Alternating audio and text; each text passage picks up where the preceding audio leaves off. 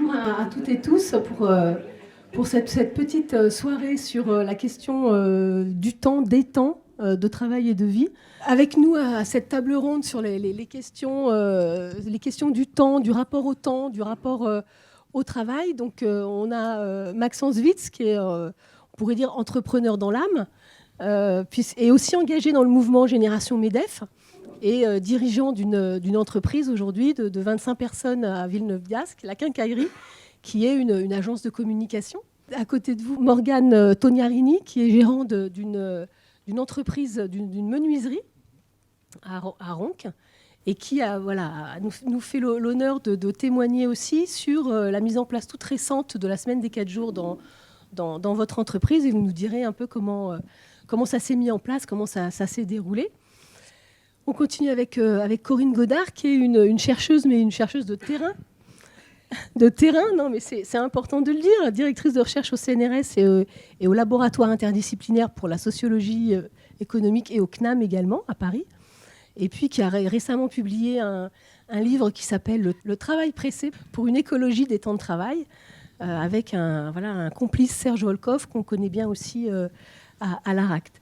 Et puis avec nous aussi Sophie Fantoni, qui est également professeure en santé au travail et présidente de la Société française de médecine du travail, et qui sera aussi notre grand témoin à cette table ronde. Et tu pourras réagir à ce que tu entends du point de vue de ton expertise sur les questions de santé notamment, de santé de travail et notamment. Et puis avec nous et également un dessinateur, Clément Delaby, alias Monsieur Scribe, que vous avez pu voir en acte en nous attendant. Et ces propositions de dessin nous permettront de prendre un peu de distance avec humour peut-être sur les sujets que nous abordons ce soir.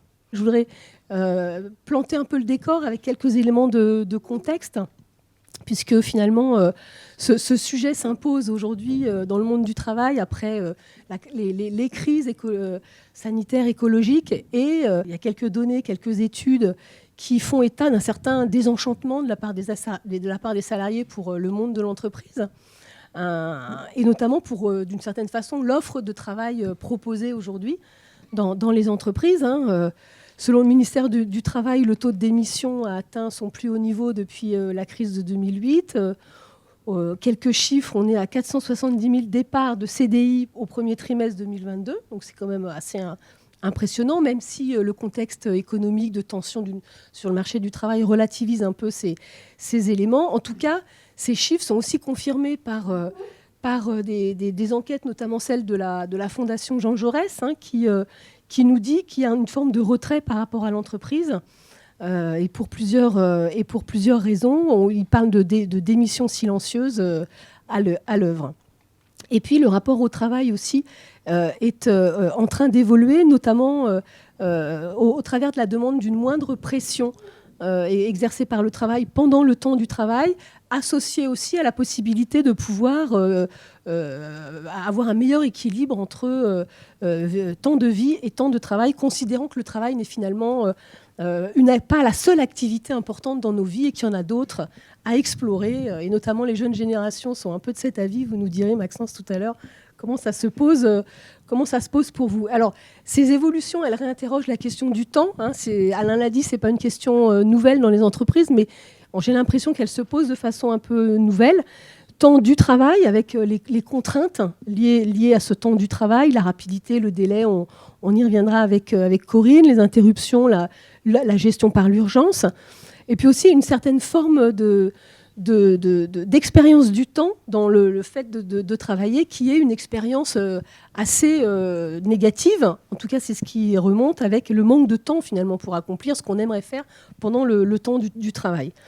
Il y a le temps de travail aussi, avec la durée du travail qui revient à l'honneur aussi, parce qu'il y a des expérimentations un peu européennes en tout genre. Et puis il y a aussi le temps parmi d'autres temps, avec la possibilité d'explorer d'autres activités en dehors du travail. Et puis je rajouterai un quatrième point lié à la question du temps, c'est finalement la dynamique temporelle, le fait de pouvoir se projeter sur une longueur temporelle qui aujourd'hui semble un peu bouchée par les crises, avec peut-être une crise de l'avenir. Alors, par rapport à ce petit décor rapide, on commence par vous, Maxence Witz.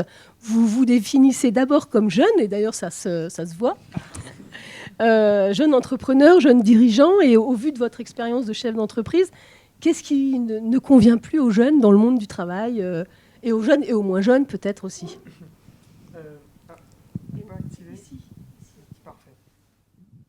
Merci beaucoup.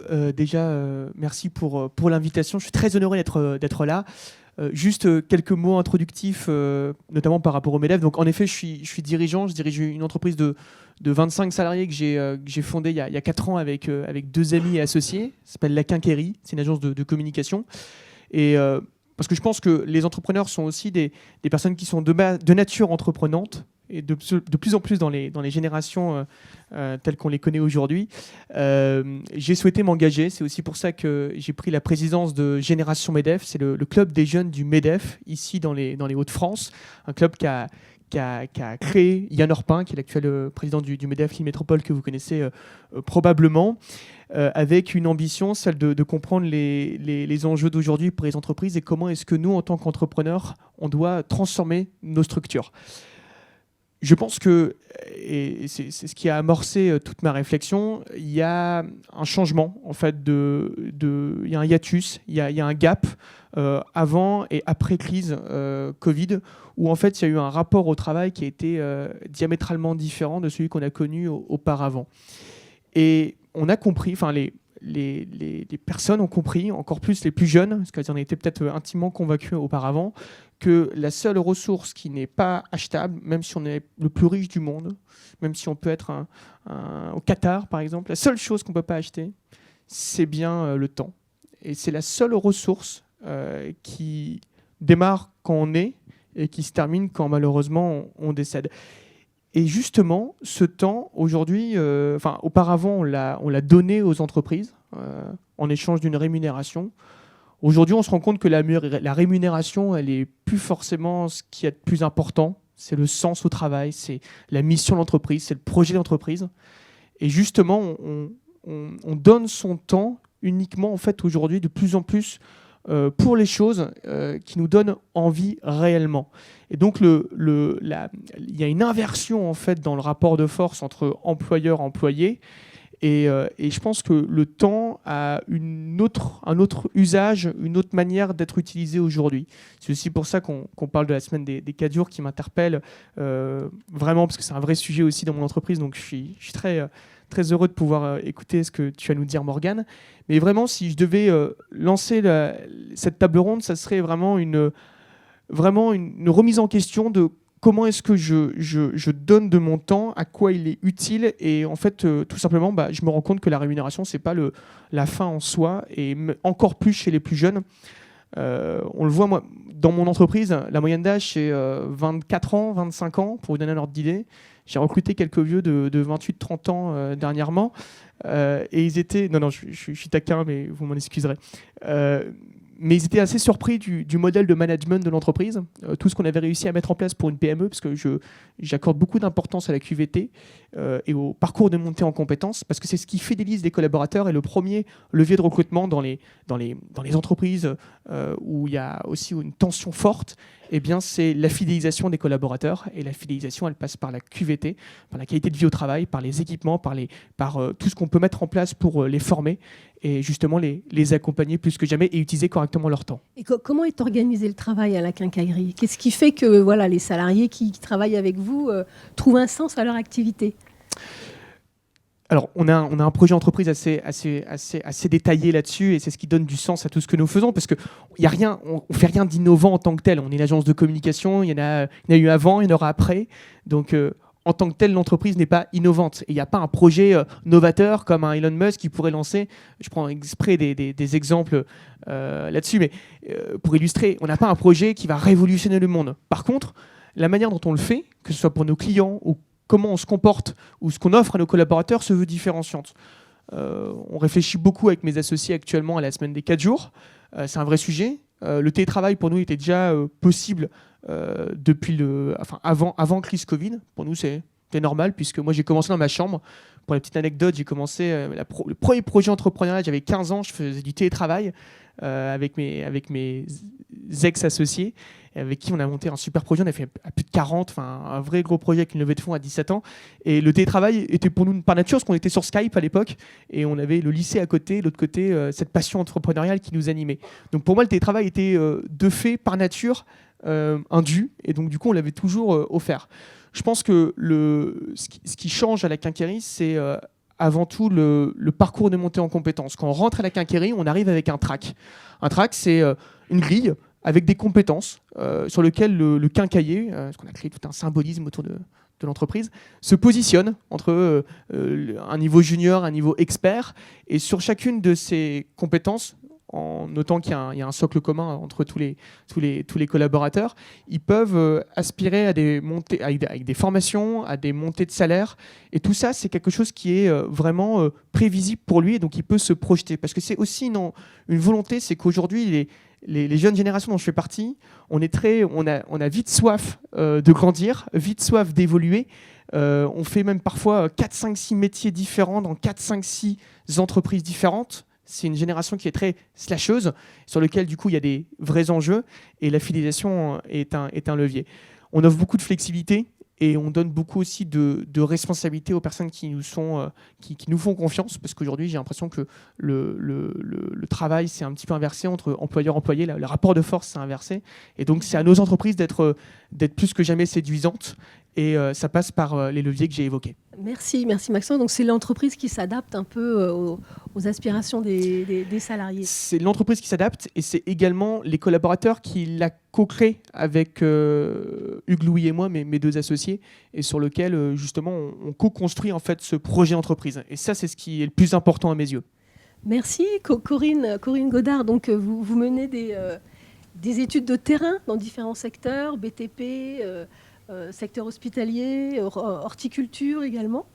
En fait, c'est très, très varié. Et dans votre livre, vous analysez le fonctionnement actuel des entreprises et aussi des services publics, qui sont pas non plus, qui sont dans ce monde du travail, autour du rapport au temps. Vous évoquez les exigences d'intensité, d'accélération, de charge, d'adaptabilité qui définissent ce que vous appelez le modèle de la hâte, qui épuise finalement les salariés, mais aussi qui n'est pas si performant que ça du point de vue de la productivité. Alors expliquez-nous ça. Qu'est-ce que c'est que ce modèle de la hâte ?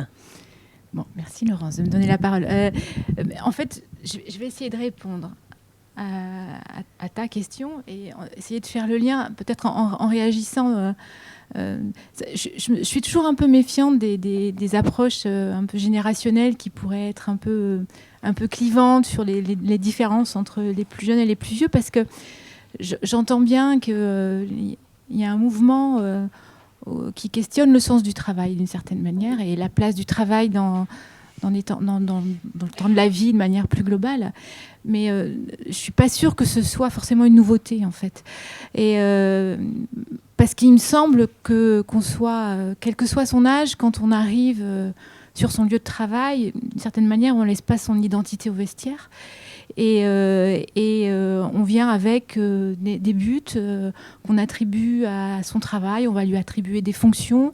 Et je pense que cette idée que le travail ait un sens pour soi, elle est peut-être plus acceptable. Ce débat est peut-être plus visible et plus acceptable socialement aujourd'hui. Mais je pense que pour ceux qui s'intéressent aux questions de travail de plus près, ça a toujours été une question qui a animé tout le monde. Mais peut-être qu'aujourd'hui, on en parle plus. Et c'est une formidable opportunité, d'une certaine manière, pour pouvoir mettre cette question-là dans le débat social. Et d'une certaine manière, ce que les plus jeunes seraient susceptibles d'apporter serait valable aussi pour les autres âges, comme d'une certaine manière, si on retourne la question, s'occuper des seniors aujourd'hui, je ne sais pas si on en parlera, c'est aussi s'occuper des conditions de travail des plus jeunes. Donc il me semble qu'il y a une certaine continuité dans tout ça. Et je repense, pour évoquer le fait que ce soit une question ancienne, je repense à un psychologue qui écrivait dans les années 40, qui disait on ne travaille pas pour passer le temps, mais pour le construire. il mettait d'emblée la question du temps long sur la table, en fait, parce que sur le fait de construire ce temps, pour lui, il expliquait que c'était pouvoir à la fois faire appel à son expérience antérieure, la sienne, mais aussi celle de ceux qui ont pu marquer plusieurs générations de métiers, par exemple. Mais c'était aussi être actif dans son environnement, c'est-à-dire être transformé par lui, mais avoir aussi la main dessus et de pouvoir le transformer. Et c'était aussi transmettre et construire pour l'après. Et donc, cette question du travail et de l'immédiateté du travail s'inscrit d'emblée dans une perspective longue du temps. Or, ce qu'on voit, et pour répondre à ce que tu évoquais, c'est que face à ça, on a quand même des organisations du travail, alors pas toutes, évidemment, il ne faut pas être trop caricatural, mais beaucoup, qui, depuis plusieurs décennies, proposent des organisations du travail sur un mode intensif, c'est ce qui était évoqué, et ça dure, enfin c'est une histoire qui dure, puisque les enquêtes conditions de travail depuis fin les années 80, début 90, montrent avec tout un tas d'indicateurs, des contraintes de temps pour faire vite, qu'on va vers une accélération, même si ça a un peu moins monté rapidement début des années 2000, en même temps que le passage des 35 heures. Bon, ça serait un autre sujet de conversation. Donc voilà, donc on a des organisations du travail qui proposent un temps intensif, et le modèle de la hâte qui est évoqué dans notre livre reprend ces formes d'intensification du travail, et surtout ce qu'elles font au travail et ce qu'elles font aux personnes. Et ce qu'elles font, c'est qu'elles souvent elles conduisent à une forme d'individualisation du rapport au travail et une forme d'isolement, un sentiment assez délétère de faire du sale boulot parce qu'on n'a pas le temps de le faire comme on souhaiterait le faire, ou qu'à la place, on fait du boulot dont on n'est pas forcément fier, et ça peut varier suivant ce qu'on a à faire, mais ça, c'est assez délétère.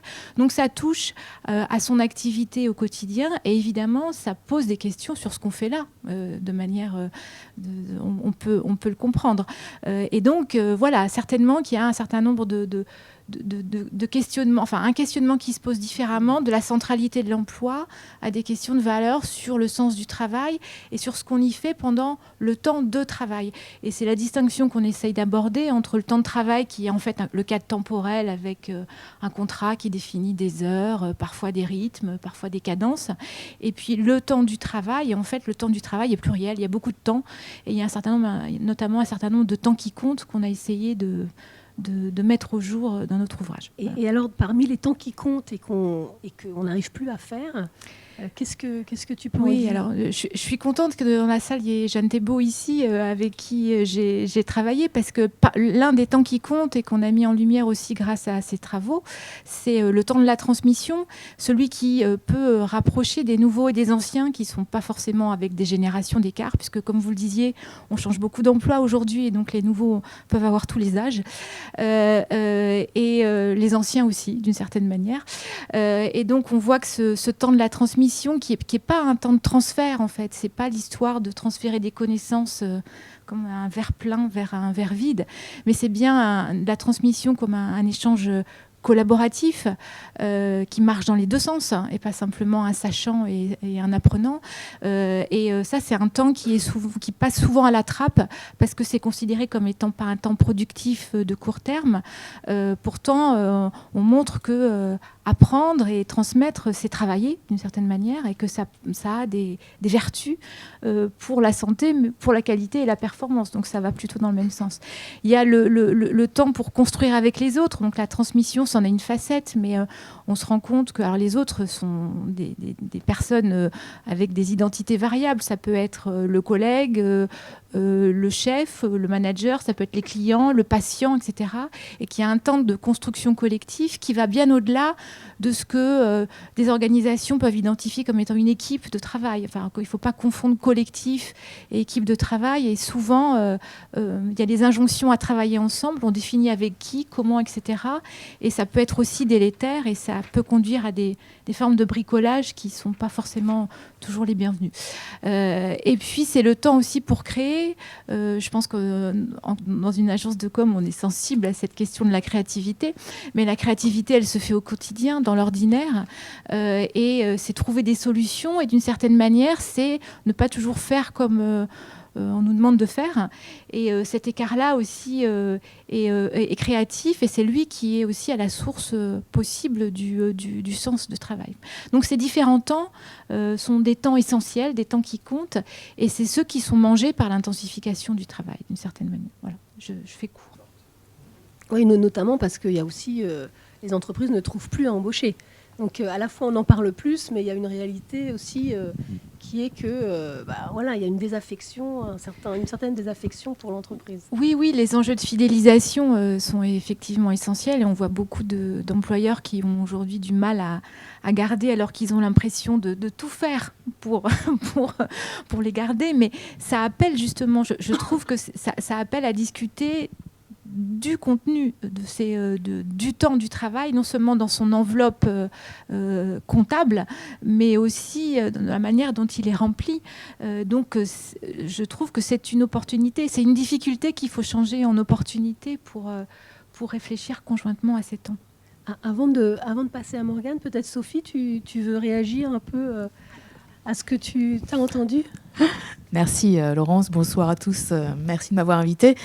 Alors, moi, j'entends... Alors d'abord, vous avez compris que j'étais la seule pas praticienne de terrain de l'étape, parce que je suis universitaire, mais néanmoins, quand même, à la fois, je vois beaucoup d'étudiants en passe de devenir des futurs professionnels qui me parlent tous également de pression, de rapport au temps, dès leurs études. Et par exemple, je suis chargée de mission au niveau de ma faculté de la santé mentale des étudiants en santé. Je peux vous assurer que c'est pas facile de voir ça, parce que ces jeunes se plaignent tous de pression, de tension, etc. Donc cette question de rapport au temps, il me semble que d'abord, il faut la replacer aussi dans la question de la culture. On n'a pas tous le même rapport. On regarde sans doute certaines tribus africaines, etc. Par rapport à l'écoulement du temps, on n'a pas tous la même culture. Et je crois que quand on regarde même nos pays, mais sur les millénaires qui se sont succédés, ça s'est beaucoup intensifié, vous le disiez aussi. Par contre, il y a quelque chose, et si le travail est quand même culturellement aussi, toujours été en France, en tout cas en France particulièrement, dans d'autres pays aussi, mais en France, identitaire et non pas seulement utilitaire. C'est ça la différence, c'est que quand on s'en fout et qu'on va juste là pour gagner sa croûte, finalement, le contenu, etc., bon, on s'y fait, c'est un moindre mal, et puis voilà. Le travail reste quand même quelque chose d'identitaire. Dans tous les aspects que vous avez développés, même dans les tâches les plus manuelles, s'accomplir, trouver l'élément qui fait qu'on a cette marge de manœuvre parce qu'on a l'impression de contribuer, d'être utile, quelles que soient les tâches, pas seulement intellectuelles, de créativité, mais aussi manuelles et répétitives, etc. C'est toujours été quelque chose, à mon avis, de culturel et ancien en France. Par contre, ce qui me semble avoir changé, moi, dans les salariés que je rencontre, dans les populations que je rencontre, c'est le rapport au temps présent. Il me semble qu'il fut un temps, on était quand même, et ça je pense que c'est même en peu de générations, ce que j'essaye de pointer du doigt, c'est qu'il me semble qu'avant on attendait un après mieux. C'est-à-dire que finalement il y avait une retraite qui allait arriver pas trop longtemps après, on travaillait pour sa retraite, on faisait ça pour sa retraite, etc. Aujourd'hui, le climat, d'ailleurs tu l'as évoqué à demi-mot en introduction, le climat est tellement pessimiste, c'est-à-dire qu'on vous dit qu'avant il y avait l'an 2000, l'an 2000 ça paraissait... L'avenir est bouché. Mais là, l'écologie c'est catastrophique, la guerre c'est partout, finalement vous pouvez pas ouvrir, il faut quand même être très optimiste aujourd'hui, heureusement que je le suis, mais en tout cas il y a plein de gens quand même qui, n'ayant pas cet optimisme, considèrent que l'avenir étant incertain, il vaut mieux un présent satisfaisant. Et donc l'accomplissement ultime n'est plus complètement compatible avec les nouvelles personnalités. Et donc aujourd'hui, c'est pas demain que je veux bien travailler, c'est tout de suite je veux progresser, je veux avoir un temps aujourd'hui qui correspond à mes aspirations, etc. Et je pense qu'on en rediscutera tout à l'heure, mais il me semble, moi, que cette variable de temps qui est d'une part objective, puisque comptabilisée encore dans le Code du travail, par exemple, c'est dommage, mais on ne sait pas tellement faire autrement, eh bien, elle est éminemment subjective, avec tout ce que vous disiez du contenu, et que cette subjectivité, elle est finalement très peu traitée par le droit, qui finalement est l'outil d'encadrement des conditions de travail. Et parce qu'on a essayé de le faire de différentes façons, mais sans grand succès, on a l'impression aujourd'hui, par exemple, que le contrôle du temps de travail, on parlait du télétravail tout à l'heure, eh bien, ça part quand même d'un principe de défiance se basant sur la soi-disant ou présumée fainéantise de l'être humain. Parce qu'au fond, dans certaines organisations, la question du contrôle du temps est totalement inutile, parce qu'en fait, on s'intéresse à la productivité, à la créativité, etc. Mais dans la plupart des gens qui sont en télétravail, avec des logiciels qui suivent les heures de connexion, jusqu'à bientôt la caméra en plus, parce qu'on ne sait jamais si jamais il va faire pipi, c'est quand même compliqué, etc. Parce que 3 minutes après, ça, c'est ça. C'est un petit peu exceptionnel, ça. C'est exceptionnel, mais parce que ça a fait l'objet d'un contentieux international. Sauf que c'est pas exceptionnel, si exceptionnel que ça, parce que même si c'est une voie détournée, en tout cas, les logiciels de contrôle de connexion, ça existe. Le permettent. Ouais, et donc, en tout cas, c'est le contrôle qui me semble être une défiance par rapport à la fois à un temps arriéré du contrôle du temps, où on néglige cette question du contenu, et où, bien qu'on le dise depuis des années, eh bien, finalement, on s'arc-boute un petit peu sur ces questions de contrôle, quoi. Sans doute parce qu'on a manqué un peu d'innovation aussi en matière de droit, quoi. Morgane, donc vous êtes, gérant d'une menuiserie à fort savoir-faire. Hein, vous avez fort savoir-faire artisanal avec des choses qui s'apprennent vraiment en situation de travail. Vous avez franchi le pas, vous êtes passé la semaine de 4 jours. Dans tous les pays européens autour de nous, des expérimentations sont lancées, des accompagnements aussi financiers de certains gouvernements. On a vu en Espagne, en Belgique, même en Angleterre. Vous, qu'est-ce qui vous a décidé à mettre en place cette organisation? Comment vous vous y êtes pris? Et puis, c'est récent, je crois que c'est au mois d'octobre. Mais malgré tout, quel est le premier retour que vous pouvez nous faire? Alors, donc, bonsoir déjà. La première réflexion pour la mise en place de la semaine de 4 jours, c'était les difficultés de recrutement. Clairement, on a la chance de ne pas avoir de turnover, chez nous. Tous les poseurs, ce sont des salariés chez nous, on ne fait pas de sous-traitance, etc. Mais donc justement, on fait très attention à qui on recrute. Et forcément, à partir du moment où on prend quelqu'un en CDI, on est un petit peu marié avec. Donc le problème, c'est qu'une fois qu'on est parti dans un sens, on a difficilement possibilité de faire machine arrière. C'était vraiment la base de la réflexion. On a, alors, sans être très vieux, on a quand même une nouvelle génération aujourd'hui avec laquelle on a énormément de mal, honnêtement. Les gens veulent...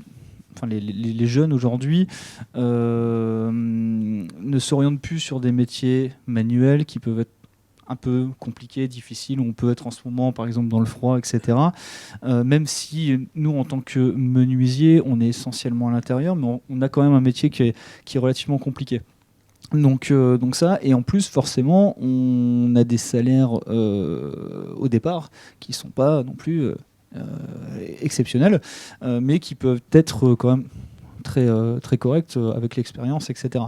Donc on a aussi une difficulté, c'est que nous, en fait, contrairement à Maxence par exemple, c'est que moi les salariés vont de 20 ans à 47 ans. Donc ce qui est vrai pour l'un n'est pas forcément pour l'autre, et ainsi de suite. Et on a des problématiques très différentes en fonction des salariés. Celui qui est entre guillemets plus proche de la retraite va avoir des problématiques totalement différentes que de celui qui commence, quoi. Donc on a décidé de mettre en place, donc c'est moi qui ai décidé de mettre en place la semaine de 4 jours. À la base, la moitié des salariés étaient pas contre, mais très réticentes. Et au final, ceux qui étaient les plus réticents aujourd'hui sont ceux qui reviendraient sûrement pas en arrière. Après, on a aussi forcément le bien-être au travail qui est rentré en ligne de compte, forcément. Alors vous êtes passé à 4 jours, mais sans réduction du temps de travail. Ouais. Donc nous, en fait, on a maintenu le temps de travail des 5 jours. On fait donc la même chose sur 4 jours, avec des heures supplémentaires s'il y en a, et la possibilité également, en fonction des pics d'activité, etc., sur la base du volontariat, de rester en fait en 5 jours en fonction des semaines. Mais là, depuis début octobre, on est resté en 4 jours semaine. Donc ça, c'est valable pour la partie pause. Par contre, la partie commerciale, secrétariat, bureau et service après-vente dépannage, là, on est resté en 5 jours. Et comment se fait les comparaisons entre justement ces différents registres entre les salariés? Est-ce que ceux qui sont restés en 5 jours, comment apprécient-ils l'évolution pour leurs collègues? Et ne vous demandent-ils pas finalement, et nous c'est quand, quoi? Alors, la partie, en fait, on va dire que la partie commerciale et gestion, donc c'est moi qui la gère, et j'ai également la chance de travailler avec mon frère. Donc, on a forcément une implication différente qu'un, entre guillemets, simple salarié, sans que ce soit péjoratif. Mais donc, nous, on est resté en 5 jours. La secrétaire, elle, par contre, elle comprend bien forcément qu'il faut un accueil aussi bien téléphonique que physique au bureau. Mais par contre, on est fermé le samedi. Ça a toujours été. Au début, alors, en gros, pour la petite histoire, moi j'ai racheté l'entreprise familiale il y a 4 ans. Mon père a créé la société en 86. Donc à l'origine, moi j'ai commencé il y a 12 ans en tant que menuisier et poseur, et ensuite je suis passé au bureau, et ensuite mon père a pris sa retraite, donc j'ai racheté l'entreprise. Et on va dire que l'avantage qu'on a chez nous, c'est que le métier que les poseurs fait, c'est que je l'ai fait et je le connais. Donc on connaît les contraintes, on sait ce qui est facile, mais aussi ce qui est difficile. Et le but là, justement, c'est d'augmenter un petit peu le temps de travail journalier. Et au final, à partir du moment où on est lancé dans une tâche, c'est quand même moins fatigant, etc., de faire une heure et demie de plus par jour, mais de ne se lever que 4 jours par semaine. Et en gros, tous les vendredis, on est en fait, les gars sont en week-end, tout simplement. Mais vous dites que c'est moins fatigant. Comment vous l'appréciez, cette évolution positive? Parce qu'on peut se dire que, vous l'avez dit, c'est des métiers aussi physiques. Il y a une forme de pénibilité. Est-ce que le fait de compresser la semaine sur 4 jours ne comporte pas un risque d'alourdir la charge, de densifier le travail? C'est un peu ce dont les salariés avaient peur au début, c'est qu'en fait on veuille faire plus en moins de temps. Et c'est pas du tout le but. L'avantage, en fait, ce qui était recherché à la base, c'était de recruter justement. Donc on pourra faire plus en recrutant, mais avec forcément un temps par salarié qui sera le même au final sur la semaine. Et l'avantage, on va dire, c'est que, alors moi, le fait que les salariés soient moins fatigués, c'est pas moi qui le dis, c'est d'ailleurs eux qui me le disent. Et alors, c'est peut-être un peu plus compliqué dans des périodes comme aujourd'hui, où le matin il commence, il fait nuit, le soir il termine, il fait nuit. Par contre, l'été, je pense que ce sera beaucoup plus agréable. On va dire que ça compense aussi parce que ils ont une journée de plus de vie, en fait, entre guillemets, pour faire ce que tout le monde n'a pas le temps de faire en temps normal. Ceux qui ont des enfants en bas âge, ils font aussi pas mal d'économies de nourrices, de crèches, etc. Ils peuvent également aller les chercher à l'école. J'ai un salarié qui un vendredi m'a envoyé une photo, en fait, de lui avec sa fille. En 4 ans, il n'était jamais allé la chercher à l'école, ni la conduire. Et en fait, voilà, c'est des choses qu'ils peuvent faire maintenant, qu'ils ne pouvaient pas faire avant. Et on a aussi le côté financier, parce que forcément, avec les prix de l'énergie, etc., aujourd'hui, ceux qui habitent à 3 minutes, ça ne change pas grand-chose. Par contre, celui qui fait 3 quarts d'heure, voire 1 heure de route, il voit vraiment la différence. Donc nous, le salarié voit la différence sur ses déplacements maison de travail, mais nous on le voit également parce que forcément nos véhicules ne tournent que 4 jours et pas 5. Donc l'entreprise aussi, du point de vue des dépenses et des coûts, il trouve son compte. On a, alors le seul inconvénient, en fait, pour les salariés, c'est qu'ils perdent un panier repas le vendredi, forcément, mais qui est largement compensé par tous les autres avantages. Donc nous, on va dire que c'est si on veut vraiment le quantifier dès le départ, c'est la seule chose qu'on va vraiment gagner, mis à part après un peu de kilomètres et de gasoil consommé. Mais par contre, le fait que les salariés soient un peu plus reposés, avec une meilleure ambiance de travail, etc., on a quand même une productivité qui est meilleure, tout simplement. Bon, donc à suivre sur la durée, et vous reviendrez nous expliquer un peu comment ça évolue. Maxence, ça, c'est un témoignage qui vous inspire ? Qui m'inspire pour plusieurs raisons, parce que déjà je l'envisage dans mon entreprise. Les collaborateurs ne sont pas forcément encore aujourd'hui au courant, mais c'est un modèle. Alors peut-être que... Non, ça va, je ne pense pas qu'ils nous regardent, mais mais plaisanteries mises à part, c'est un vrai sujet et je me revois le présenter, cette idée. Alors, j'apportais même une proposition de loi au sujet de la transformation du temps de travail en passant à 4 jours, payer 35 mais travailler 32. Je vais encore plus loin, mais exonéré de charges sociales pour pousser justement les entreprises à passer à ce rythme. Parce que je pense que 35 heures en 4 jours, je pense que si demain je passe à ce modèle-là, je le ferai ainsi. Mais si demain, je vois que mes salariés sont beaucoup plus fatigués, peut-être que je me dirais peut-être que 32, en fait, ça serait peut-être plus adapté sur ce modèle-là. Ou peut-être même leur laisser le choix entre cette semaine de 4 jours 100% présentiel, pourquoi pas, et pourquoi pas pour les autres le télétravail comme ils le souhaitent, pour que ça puisse bien corréler, sachant que nous, on fait un métier de service et sur lequel, aujourd'hui, qu'ils travaillent à la maison ou qu'ils travaillent au sein de l'open space, sauf s'il y a des ateliers clients ou des réunions, c'est assez similaire. Je pense que et ça permettra de bien faire le lien par rapport à ce que tu disais, Morgane, c'est que la seule chose qui a toujours bloqué pour la semaine des 4 jours, c'est nous. C'est nous en tant que dirigeants, en tant qu'employeurs. Et pourtant, je représente les générations MEDEF, je préside cette association, mais je suis intimement convaincu que le blocage, il est avant tout des employeurs. Et je pense que peut-être que c'est parce qu'on a toujours vécu l'école du lundi au vendredi, de 8h à 17h, avec un sac à dos chargé. Il y a un schéma. Il y a un schéma. Et cette école, je ne l'ai pas quittée récemment, mais ça n'a pas bougé. Et j'ai fait une école Montessori à Villeneuve-d'Ascq, qui s'appelle Jacques Prévert. Je ne sais pas si vous connaissez cette école. Et on a toujours appris la responsabilité, dans le sens où il y avait un contrat. J'adore raconter cette histoire. C'est-à-dire que l'école, le maître, Serge, pour ne pas le nommer, Serge nous donnait chaque semaine un contrat avec justement ce qu'il y avait à faire dans la semaine. Temps d'exercice de maths, temps d'exposition, s'occuper des plus petits. Et il y avait un contrat physique, mais également un engagement moral entre le professeur et l'écolier.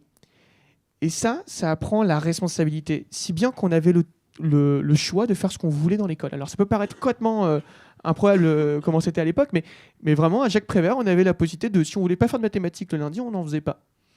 Et l'école avait ce contrat de responsabilité avec l'écolier. Et je me suis toujours éclaté. Alors, quand je suis rentré au collège, ça a été une douche froide, parce que j'ai vu un modèle très différent, très classique. Et je pense que l'évolution du temps de travail passera également par l'évolution du modèle de l'éducation. J'en suis particulièrement attaché.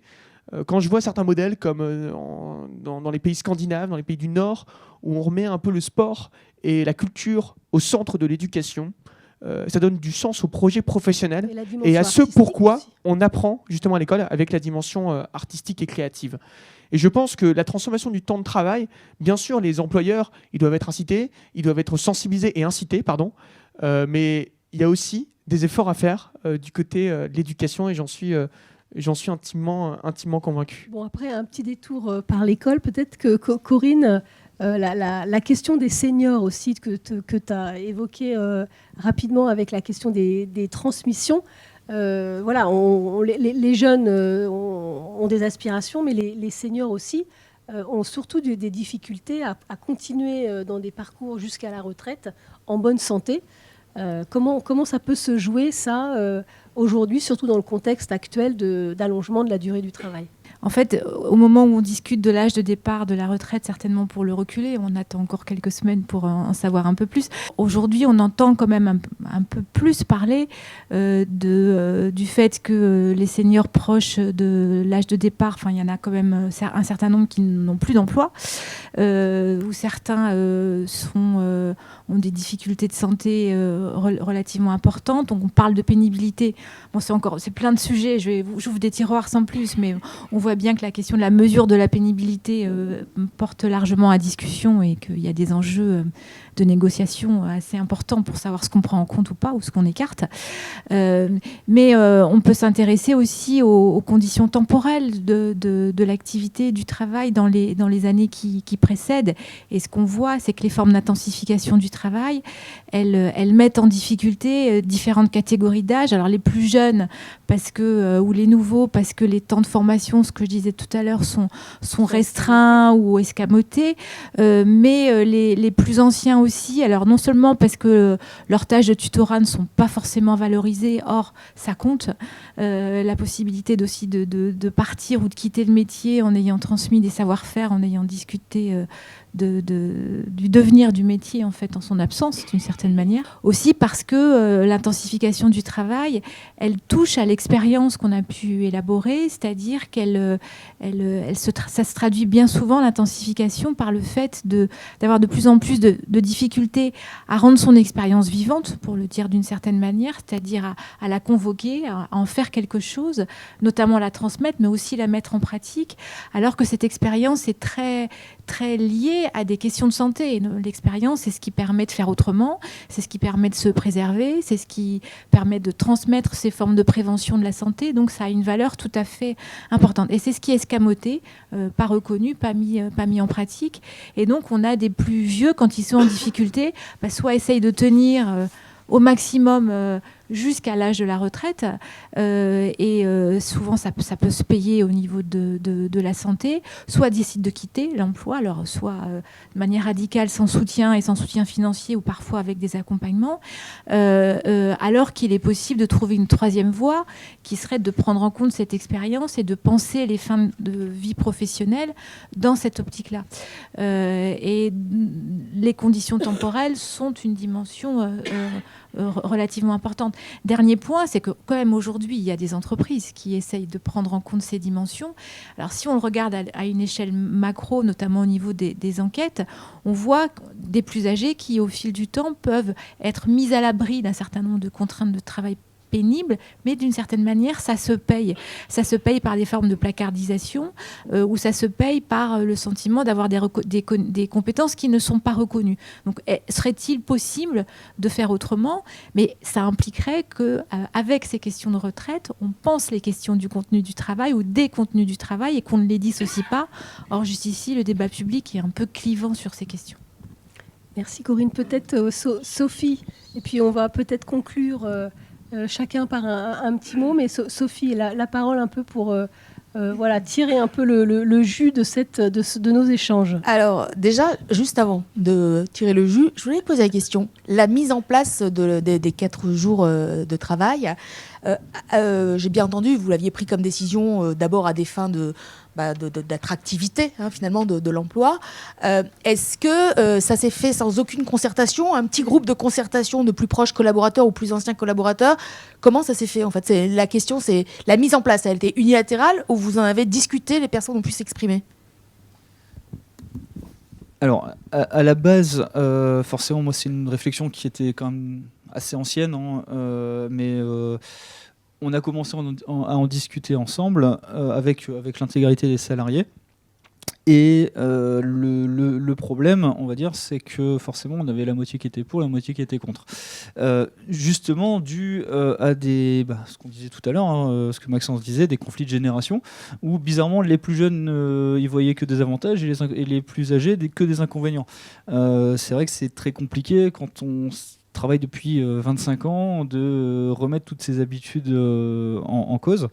Donc la réflexion, à la base, venait de moi, mais on s'est quand même concerté, et on s'est dit aussi, surtout qu'on faisait une période d'essai, et qu'il n'y avait rien qui était irréversible. Si ça n'allait pas, ça ne convenait pas, et si dans 1 mois, 2 mois, 3 mois, 6 mois, on fait le point, et j'en ai 8 sur 10 qui me disent non, c'est pas, on est trop fatigué, ça ne va pas, ceci, cela. Voilà, on reviendra en arrière et on repassera sur... voilà. Le problème, en fait, ce que je peux juste rajouter, c'est qu'en fait, aujourd'hui, on est vraiment passé sur un autre mode de fonctionnement où aujourd'hui, c'est l'entreprise qui doit être attirante et qui doit mettre tous les arguments de son côté pour attirer le salarié. Alors qu'avant, c'était même l'inverse. C'était le principe de la lettre de motivation, du CV. En fait, aujourd'hui, c'est presque l'entreprise qui devrait faire une lettre de motivation, un CV, pour attirer le salarié. Très bonne idée. Mais Innovation. c'est presque vrai.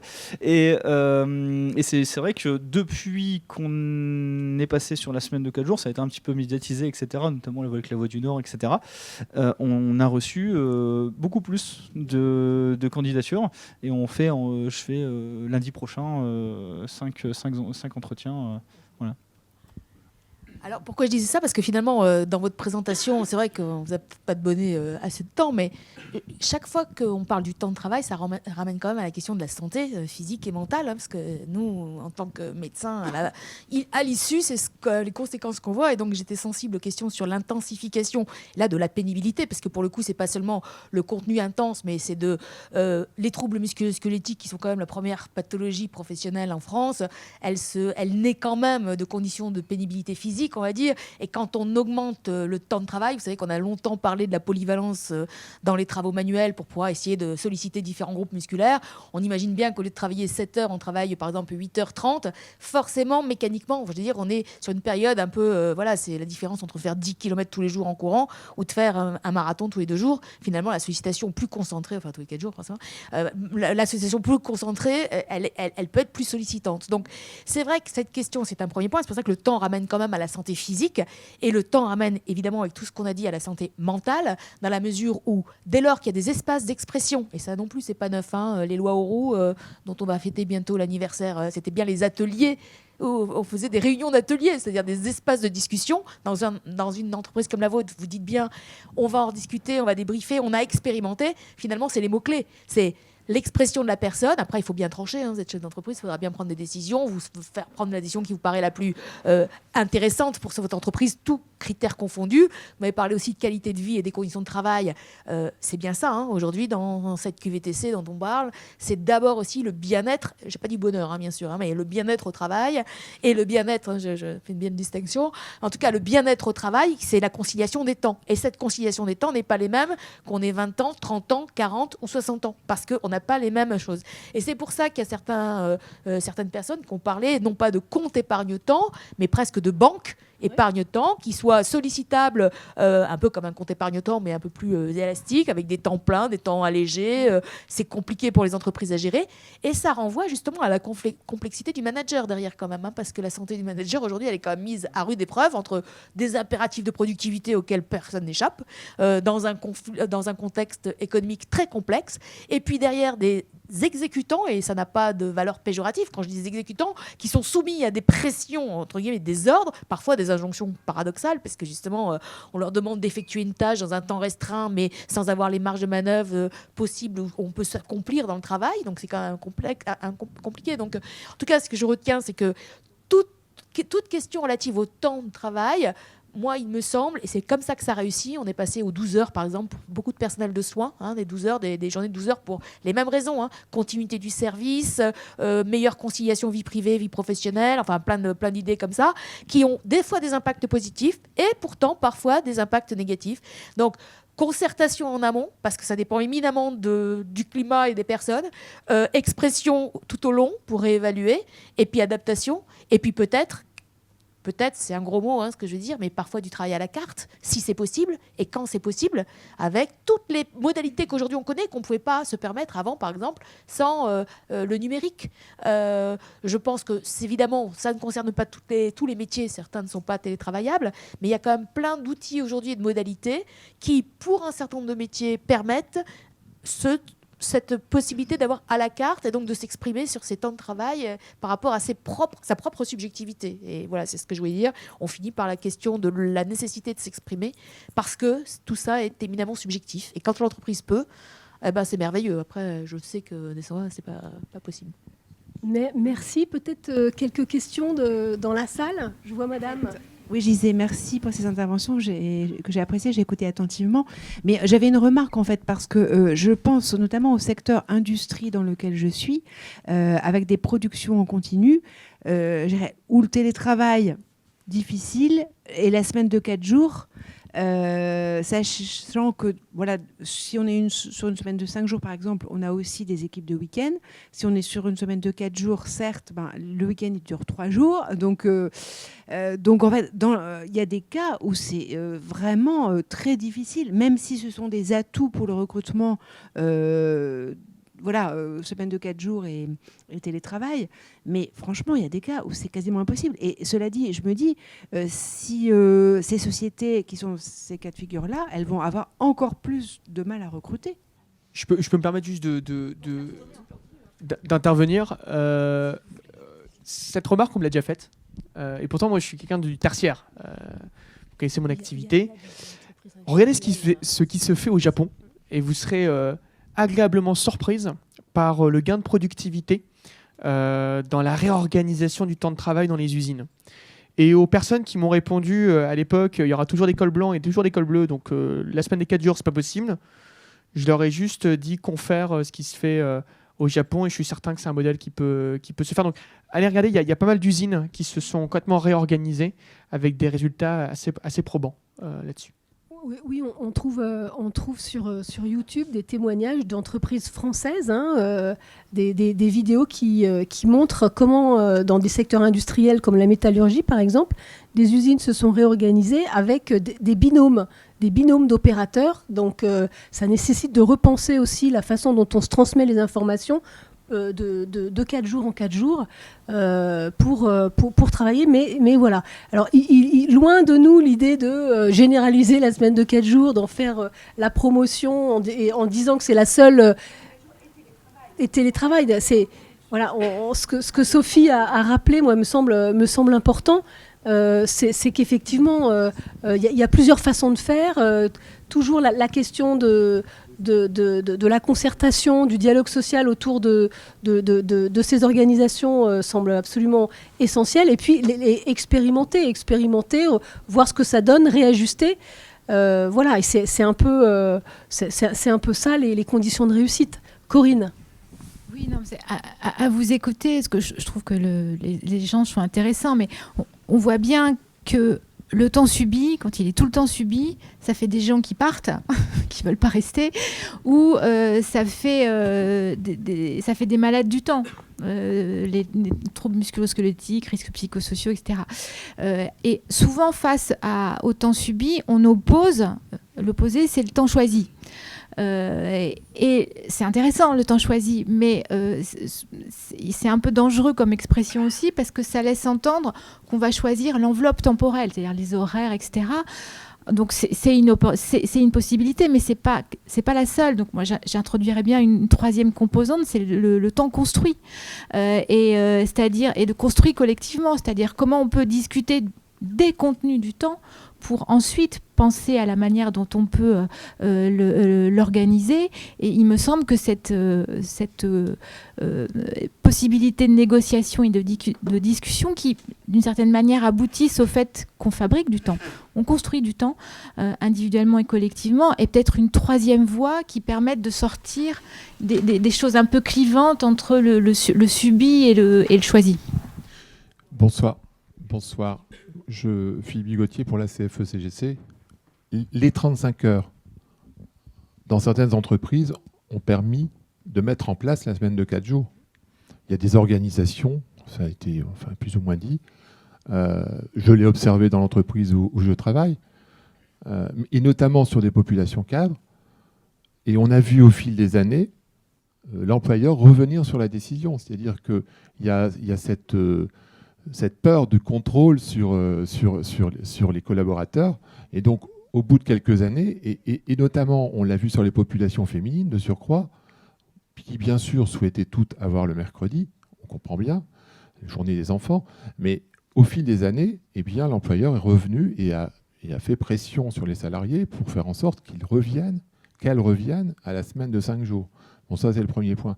J'aime beaucoup la proposition de Sophie Fantoni sur le travail à la carte, et notamment la problématique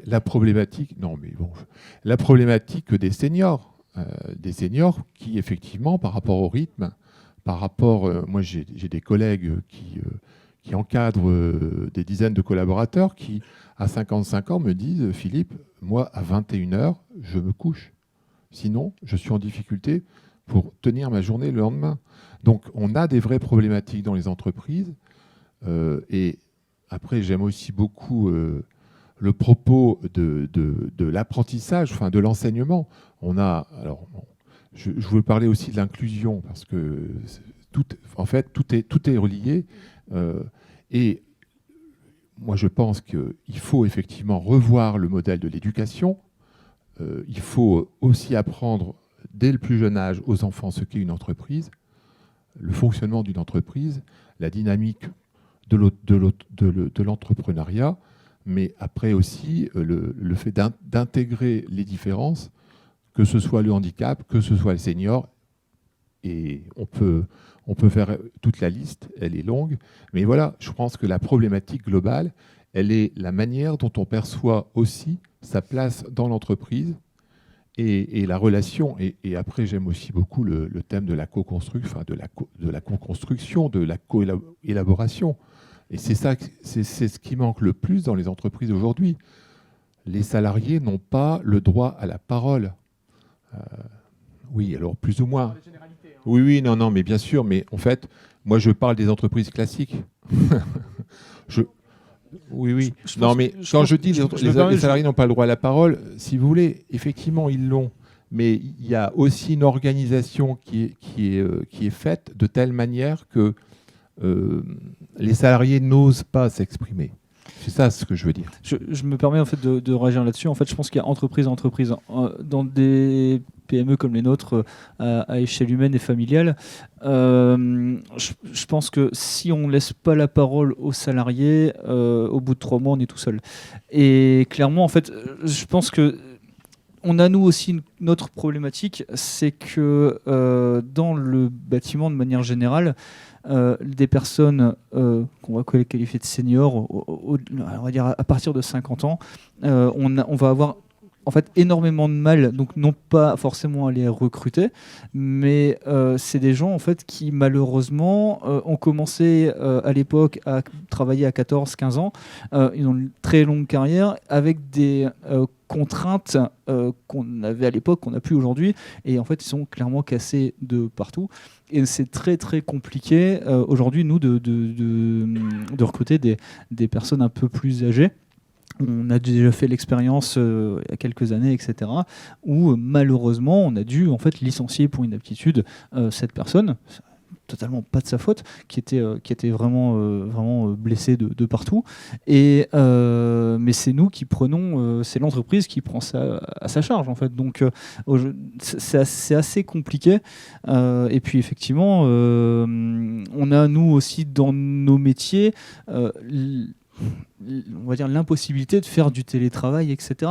Contrairement à l'entreprise de Maxence où les gens peuvent travailler la nuit s'ils veulent et dormir le jour. Nous, clairement, c'est pas recommandé. Non, mais bon, voilà, s'ils veulent le faire. Mais nous, clairement, on pourrait pas le faire. Si on dit aux clients qu'on arrive à 21h, ça va être compliqué. Mais c'est vrai que oui. Et suite au confinement, au Covid, etc., beaucoup de monde est passé au télétravail et beaucoup de corps de métier n'ont pas eu cette possibilité. Et il y a une réflexion des gens qui n'avaient pas la possibilité de savoir un peu qu'est-ce qu'on faisait pour ces gens-là qui ne pouvaient pas justement adapter leur temps de travail. Peut-être une dernière question. Patrick Rayard de la RACT Normandie. L'idée, c'est quand même de réinventer le rapport au travail, les relations au travail, les relations de travail. Et du coup, moi, qui suis à RACT, je me dis, mais du coup, faut-il réinventer le dialogue social ? Alors, vous avez déjà plus ou moins abordé cette question-là. Et je me dis, en fait, si on est dans la thématique de votre discussion, de notre discussion, c'est comment combiner les différents temps du dialogue social ? Puisque vous avez abordé la question des négociations, la question, effectivement, de la concertation, des espaces de discussion en interne au sein des entreprises, des organisations. Est-ce qu'aujourd'hui, on a des outils disponibles, comme, par exemple, les accords QVTC ? Est-ce qu'il y a d'autres choses ? Donc... Si je peux me permettre, c'est une des missions du réseau Anactaract. Ah bon qu'effectivement d'accompagner ces évolutions qui sont à chaque fois singulières et dans des accompagnements un peu cousus main, quoi. Justement, vous parlez des accords. Alors, on peut avoir les accords d'entreprise, mais on pourrait avoir des accords de branche pour les petites entreprises si jamais, effectivement, elles n'ont pas les moyens humains et matériels et de compétences. Et pourquoi ? Parce qu'en réalité, dans ces outils-là, la QVT, on en a parlé de la QVTC, mais s'il y a un écrit avec des trames, et il y en a, mais qu'on met du contenu, et ça s'améliore au fil du temps. Quand on voit le contenu de certains accords qui avant étaient des copier-coller d'Annie dans lequel on voyait rien du tout de novateur ni de perso, etc. Aujourd'hui, on sent qu'on s'approprie et dans certains accords, ça devient vraiment... On sent qu'il y a eu de la discussion, on sent qu'il y a eu des choses qui ont été mises en œuvre, etc. Moi, je trouve que c'est des bons exemples. D'ailleurs, beaucoup de juristes travaillent beaucoup sur le droit, la réglementation et la jurisprudence. C'est de plus en plus fréquent de travailler maintenant sur les accords, le contenu des accords pour savoir finalement qu'est-ce qu'on peut en extraire pour transférer justement aux autres entreprises. Bon, après, sur le site de l'ANACT, vous avez précisément des outils, des analyses d'accords, des bonnes pratiques, des expériences inspirantes qui peuvent servir effectivement de point de départ pour des discussions en entreprise. Voilà, n'hésitez pas à télécharger. Bonjour, merci pour toutes ces interventions. Je m'appelle Caroline Créton, je travaille à l'UDES. Et du coup, j'ai une question peut-être un peu plus légère. Dans le cadre de ces réflexions, j'ai une employeuse qui me disait une fois, elle l'a embauchée pour un CDI et la personne lui a dit « Alors ok, mais par contre, je veux 3 mois de vacances pour aller au Mexique. » Et je me demandais si cette question des vacances, c'était quelque chose qui vous était déjà arrivé et que oui ou non, comment vous vous positionneriez sur ces questions-là. Ah, les vacances. Peut-être que la semaine des 4 jours apporte peut-être plus de congés en tant que tel et de temps de repos. Parce que les congés payés, c'est pas juste du temps, c'est aussi du temps de repos. Et le fait de changer de rythme peut, sans changer de temps de travail, et donc du coup, juste en condensant et en réorganisant le temps de travail, peut apporter des jours de congés en plus. Justement, sur les jours de congé, la semaine de 4 jours permet, en fonction après des années et des jours fériés, mais d'avoir 47 jours de congé en plus. En gros, si on enlève les 5 semaines de congé. Mais sur une journée, ça fait un peu court. Mais après, pour n'importe quelle entreprise, je pense qu'un salarié qui prend 1 mois, 2 mois, 3 mois, 6 mois de congé, c'est compliqué. Surtout dans des petites structures comme les nôtres, ou même sans parler de congé, mais un congé maternité, par exemple, ça peut être très compliqué à gérer sur des postes clés, par exemple. Non, mais c'est vrai. Alors, ça clive un petit peu, mais c'est malheureusement que c'est très compliqué à gérer. Quelqu'un qui veut prendre 3 mois, 6 mois de congé. Ça s'anticipe, les congés maternité, oui, ça n'arrive pas comme ça. Non, mais je suis d'accord, mais en fait, ce qu'il y a, c'est que ça peut être très compliqué sur un poste clé, par exemple. Moi, admettons, demain, j'ai la secrétaire qui est en arrêt 6 mois. Ça va être très, très compliqué. Et donc, au même titre que quelqu'un qui voudrait prendre plusieurs mois de congé, ce serait alors si c'est une personne qui est entre guillemets momentanément remplaçable, éventuellement, bon, pourquoi pas, mais sur des postes clés, ça peut être très très très compliqué. C'est pas mûr. La semaine de 4 jours n'est pas, à mon avis, l'alpha et l'oméga de l'organisation attractive. Il y a d'autres manières de voir les choses. Il y a des patrons aussi eux-mêmes qui ne vont pas travailler 4 jours par semaine, qui vont plutôt travailler beaucoup et pendant un certain temps et pas du tout à un autre moment, qui vont parfois gérer ça sur leur vie professionnelle, qui vont beaucoup travailler et arrêter tôt le travail. Donc le rapport au temps et au travail, il est multiforme, il est différent et il correspond à des attentes diverses. Longue vie à l'ARACT et merci pour votre soutien.